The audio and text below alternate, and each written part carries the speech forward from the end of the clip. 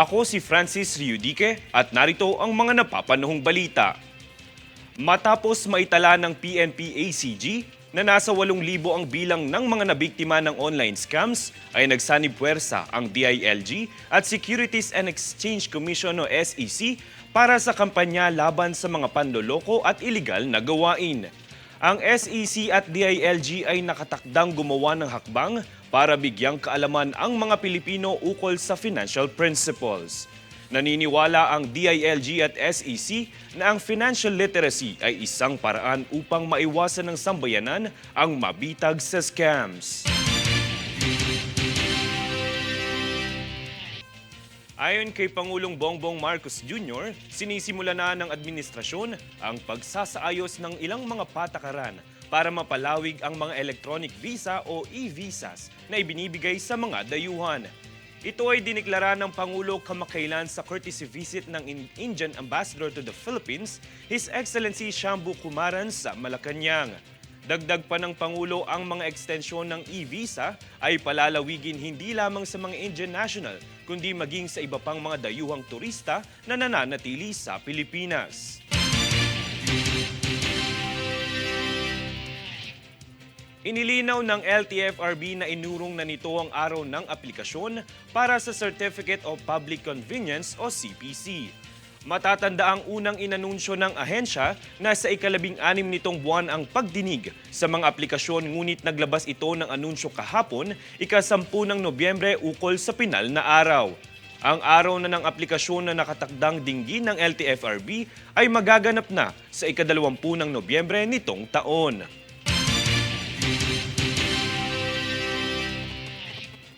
Kami ang boses ng pagbabago. Ako si Francis Riudique at ito ang News Force. Sa ulo ng mga balita, kaso ng tigdas tumaas ng halos 300%. Bulkang Taal nagbuga ng pinakamataas sa sulfur dioxide emission.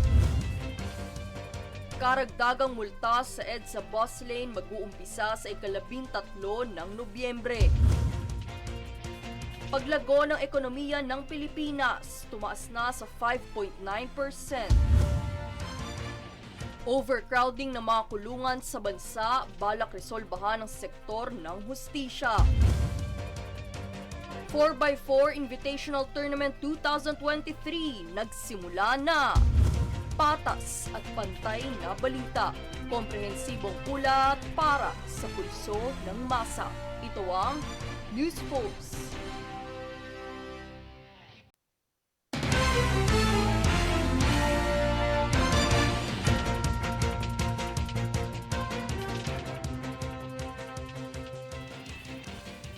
Ako si Francis Riudique at narito ang mga napapanahong balita. Ipinagbabawal na sa lungsod ng Maynila ang pagsabit ng mga pasahero sa mga public utility vehicles o PUVs. Ito ay matapos maipasa sa ikatlo at huling pagbasa ang inihain ni 1st District Councilor Margin Isidro Jr. na Ordinance 9003 o Bawal Sabit on PUV Ordinance. Ang mahuhuling gumagawa nito ay mapapatawan ang pasahero, pati na rin ang tsuper, ng 500 pesos sa unang paglabag, 1,500 pesos sa ikalawa, at 3,000 pesos na may kasamang pagkakakulong ng hindi lalagpas sa isang buwan sa ikatlong paglabag.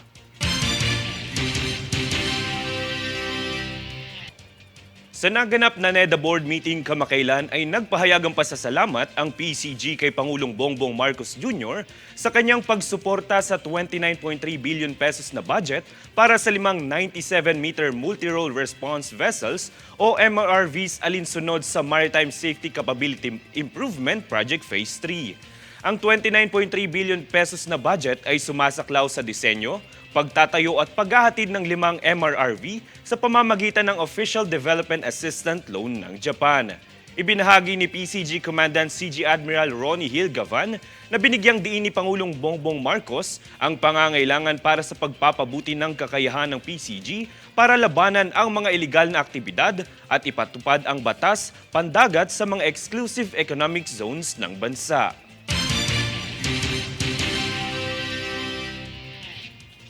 Magandang balita, inaasahan ang pagbaba ng mga presyong petrolyo sa susunod na linggo. Ayon sa mga kumpanya ng langis, tinatayang 2 pesos and 40 centavos hanggang 2 pesos at 70 centavos kada litro ang bagsak presyo ng diesel, habang 1 peso at 65 centavos hanggang 1 pesos at 85 centavos naman kada litro ang rollback sa presyo ng kerosene. At 60 centavos hanggang 80 centavos naman kada litro ang bawas singil sa presyo ng gasolina. Inaasahang magiging epektibo ito sa susunod na linggo sa Martes.